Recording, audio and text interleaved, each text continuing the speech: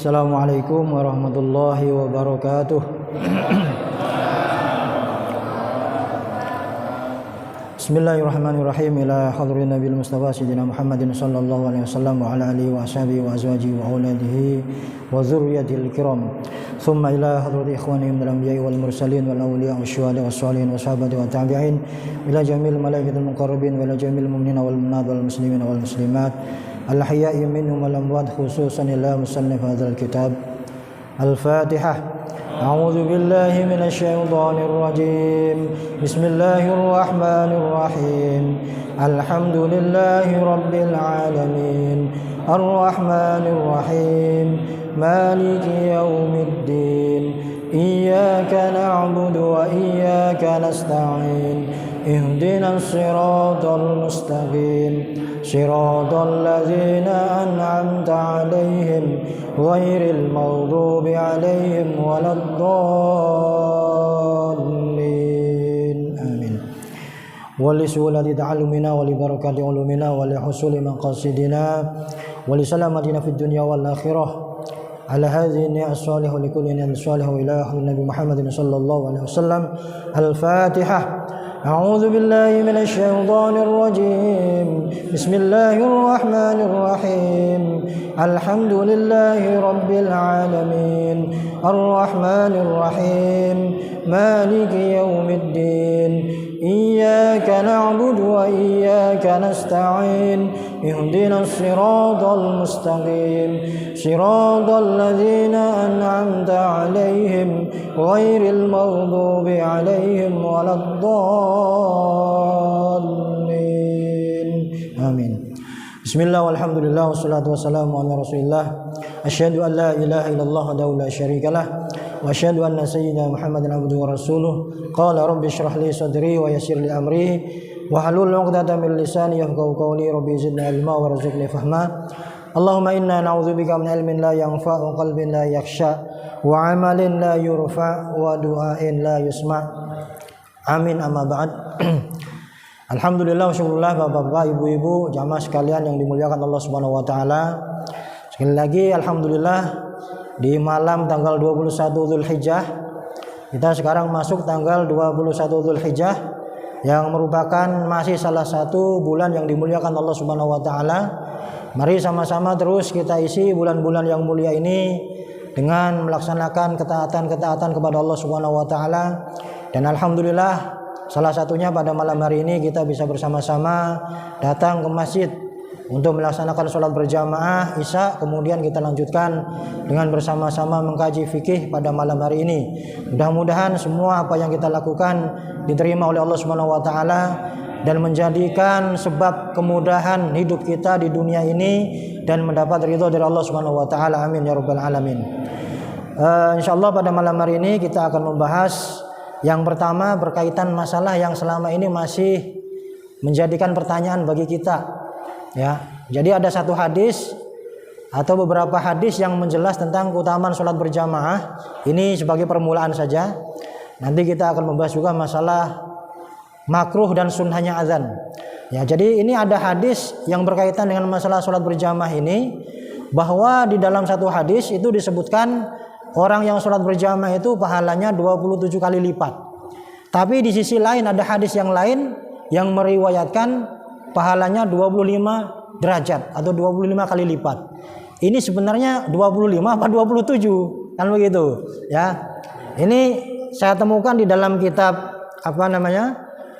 Ibanatul Ahkam, Syarah Bulughul Maram disampaikan. Di sini disampaikan ada sebuah hadis an Abdullah bin Umar radhiyallahu anhuma anna Rasulullah sallallahu alaihi wasallam qala salatul jama'ati afdhalu min salatil fardhi bi 27 darajah. Ada satu hadis dari sahabat Abdullah bin Umar, ya, putranya Sayyidina Umar, namanya Abdullah. Beliau meriwayatkan bahwa Rasulullah sallallahu alaihi wasallam bersabda, salatul jama'ati, salat berjamaah. Tadi kita sholat jamaah Isya, ya, itu afdol, lebih utama min sholatil fardhi, dibanding kita mengerjakan sholat sendirian. Bisa ba'in wa isyarina darajah, perbandingannya 27 kali lipat. Muttafaqun alaih. Ini hadisnya sahih. riwayat Imam Bukhari sama Imam Muslim. Tetapi di dalam satu riwayat yang lain, ya, walahuma masih perawi hadisnya masih sama, Imam Bukhari sama Imam Muslim. Tapi yang menyampaikan hadisnya bukan Abdullah bin Umar, tapi sahabat Abu Hurairah. Jadi hadis satu yang membahas masalah sholat jamaah, tapi yang meriwayatkan banyak, Pak. Maka ini nanti yang menjadi dasar kenapa itu ada hadis sahih, ada hadis hasan, ada hadis dhaif, ya. Itu bergantung bagaimana siapa yang meriwayatkan dan sejauh mana sebanyak orang yang meriwayatkan hadis itu. Nah, ini dalam masalah sholat berjamaah ini, itu ada hadis yang menyebutkan bahwa orang yang sholat berjamaah itu pahalanya 27 kali lipat. Ya, kalau kita dari subuh tadi 27, duhur 27, asar 27, karena jamaah terus, ya, sampai isya tadi 27, ya. Maka sangat banyak sekali itu. Maka rugi kalau orang sholatnya sendirian. Ini terutama bagi laki-laki yang dianjurkan mengerjakan sholat berjamaah di masjid. Kalau perempuan sholatnya lebih baik di rumah, kecuali memang yang memang sudah usianya sudah tidak menjadi ketertarikan lagi bagi laki-laki. Karena dikhawatirkan kalau perempuan ke masjid itu, ya, ini nanti bisa mengganggu konsentrasi laki-laki. Makanya termasuk softnya perempuan itu baiknya di belakang, jangan di depan atau sampingan dengan laki-laki, itu salah. Karena Rasul mengajarkannya softnya perempuan itu yang bagus ada di belakang, bukan sama dengan laki-laki, ya, seperti itu. Hadis yang lain menyampaikan an Abi Hurairah radhiyallahu anhu, hadis dari sahabat Abu Hurairah, bi khamsin wa ishrina juz'an, bahwa orang yang sholat berjamaah itu pahalanya bukan 27 tapi 25. Nah, ini bagaimana kita menyikapi hadis ini? Nanti kita bahas ini. Wa kadzalil Bukhari an Abi Sa'id qala darajah. Jadi ada yang mengatakan juz'an, ada yang mengatakan darajatan, satu riwayat. Jadi ada dua hadis yang berbeda yang membahas satu masalah yang sama. Satu sisi hadis ini menyatakan bahwa sholat jamaah itu pahalanya 27 derajat, 27 kali lipat. Tapi di sisi yang lain, dari rawi yang lain, periwayat hadis yang lain, pahalanya 25 derajat. Ini seperti apa? Nah, sebelum kita sampai ke situ permasalahannya, kita rinci dulu sambil kita merefresh lagi, ya, karena habis libur Lebaran, ini kadang ini agak-agak mulai kendor lagi, maka perlu kita refresh lagi ini. Ada usolati fil masajid jama'atan syuri'a lihikamin balighah wa mazaya katsirah. Jadi mengerjakan sholat berjamaah di masjid itu memang dianjurkan, karena memang ada hikmah-hikmah yang besar di balik itu semuanya.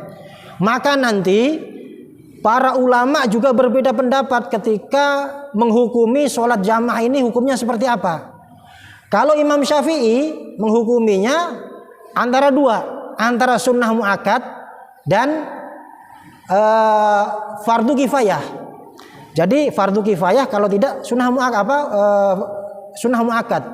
Fardu kifayah itu artinya apa? Kalau ada satu kampung yang sudah melaksanakan sholat berjamaah di masjid, maka yang lain sudah gugur. Makanya karena di Indonesia ini rata-rata menganut mazhab Syafi'i, maka banyak masjid yang kosong.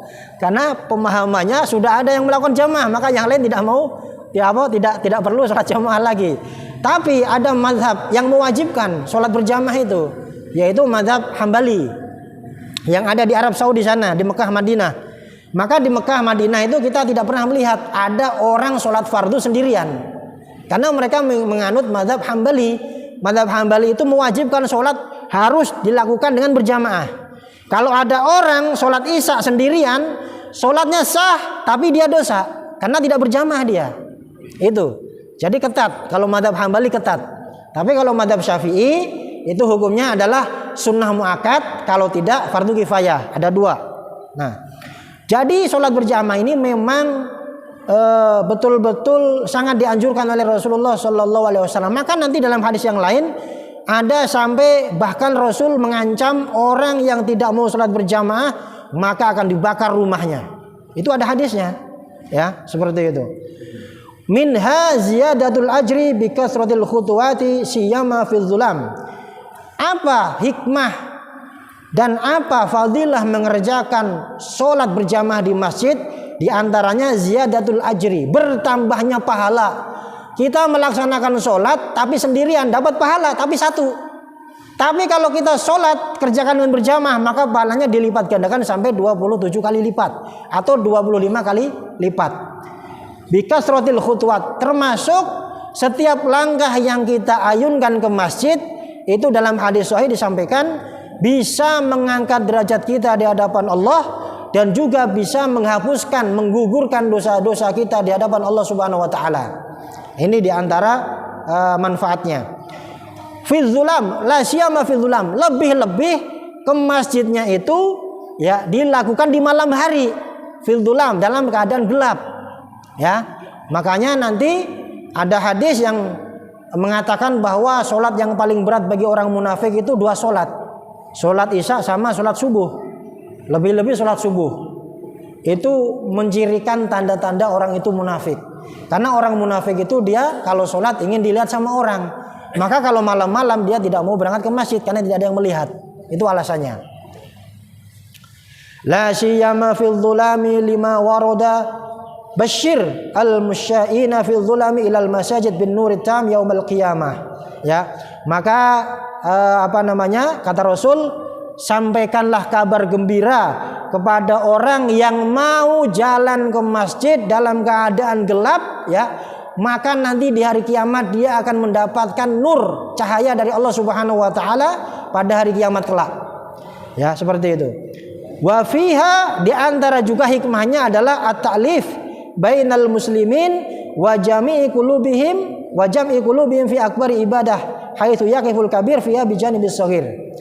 Termasuk juga hikmahnya sholat berjamaah ini adalah at-ta'lif, mengikatkan rasa kasih sayang antara satu yang lain.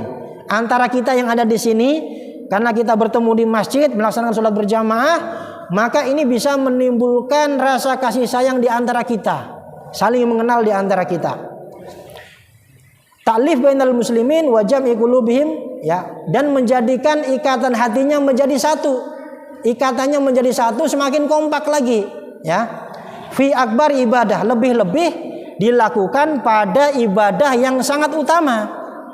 Salat itu ibadah yang paling utama di antara ibadah-ibadah yang lain. Lebih utama daripada puasa, lebih utama daripada zakat, lebih utama daripada haji dan yang lain. Makanya yang pertama kali ditanya oleh Allah nanti itu adalah masalah salat. Sampai dalam keadaan apapun sholat tidak boleh ditinggalkan. Maka diperbolehkan dengan adanya sholat jamak. Ada jamak qashar, ada jamak. Kemudian juga ketika tidak ada air, tidak bisa wudu, maka diperbolehkan dengan tayamum. Ini menunjukkan bahwa dalam keadaan apapun, termasuk ketika dalam keadaan sakit, itu juga ada tata caranya untuk mengerjakan sholat. Tetap sholat harus dikerjakan walau dengan isyarat mata. Dulu pernah kita bahas, ya. Dulu juga saya simpan videonya, ada di YouTube ada. Kalau mau lihat lagi supaya nggak ngulang-ulang terus kita. Ini manfaatnya kenapa kita simpan di sini, supaya kita ada manfaatnya apa yang kita sampaikan ini. Ya, jadi sholat tidak bisa ditinggalkan dalam keadaan apapun, termasuk dalam keadaan sakit. Tidak bisa berdiri dengan duduk. Tidak bisa duduk dengan berbaring, tidak bisa berbaring dengan terlentang, tidak bisa terlentang, bisanya cuma isyarat, maka dikerjakan dengan isyarat selama dia masih sadar. Sholat tidak bisa ditinggalkan dalam keadaan apapun. Maka ini sangat penting sekali. Maka dikatakan sholat adalah ibadah yang paling besar dibanding ibadah-ibadah yang lain yang diwajibkan oleh Allah Subhanahu wa taala. Maka jangan sekali-kali tinggalkan sholat. Yang hutang sholat segera bayar. Ya, ini masalah qadha sholat. Ini saya ulang-ulang terus supaya jangan sampai nanti pas ditanya kita pelongo-pelongo nggak tahu. Ya, saya kan nggak tahu. Lah salah siapa? Kan begitu. Sudah difasilitasi sama DKM ada pengajian. Kenapa nggak mau datang? Bukan salah siapa-siapa, salah kita sendiri. Ya, seperti itu. Jadi di antaranya bisa merekatkan tali silaturahim, kemudian kasih sayang di antara para jamaah. Ya, jadi ada jamaah yang nggak datang, ini kenapa ini? Pak A ini nggak datang kemana ini? Oh sakit. Ya kita tengok ke rumahnya. Ada masalah apa ini? Ya kayak tadi itu ada yang SMS WA ke saya tadi itu. Mohon maaf Pak Ustadz, saya nggak bisa datang, saya masih di perjalanan. Alhamdulillah ya sahabat. Ya Pak, baik, mudah-mudahan selamat di jalan, kemudian sampai tujuan. Jadi ada yang WA, mohon izin saya nggak bisa datang pengajian katanya. Alhamdulillah. Ya, jadi artinya memang benar-benar serius mengikuti pengajian ini, ya. Itu. Makanya ini nanti kalau dia pun nggak datang nanti bisa lihat di sini di video ini dia. Nah. Wa ta'lif at-ta'lif bainal muslimin wa jam'i qulubihim fi akbari ibadatin. Ya, jadi saling merekatkan tali silaturahim dan kasih sayang di antara para jamaah. Maka ya berbeda dengan yang jarang ke masjid. Kalau dia sakit nggak ada yang nanyain dia, nggak ada yang nanyain Pak. Kalau kan pengajian seperti ini, ada yang biasanya pengajian datang dia, nggak datang dia sekali. Nanti temannya nanya dia, mana nggak datang gitu kan? Kalau lagi sakit, lagi ada masalah apa, dibantu diselesaikan bareng-bareng. Inilah salah satu ya. Allah itu memang setiap ibadah itu pasti ada hikmahnya di situ.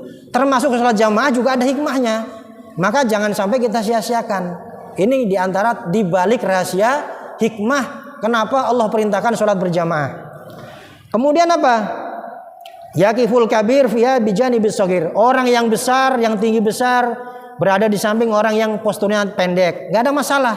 Ya, kemudian apa? Wal ghani bijanibil fakir, yang kaya di samping yang fakir. Jadi dalam satu barisan, tidak dibeda-bedakan. Tidak yang sop pertama ini yang kaya-kaya semuanya, enggak. Siapapun boleh maju di sop depan. Asalkan apa? Dia dalam keadaan suci, ya, siap untuk mengerjakan sholat berjamaah. Nah, ini diantara tidak dibeda-bedakan dalam agama Islam. Ya, tidak ada kasta, berbeda dengan apa yang lain. Ada kasta, ada tingkatan-tingkatan kekayaan seperti itu.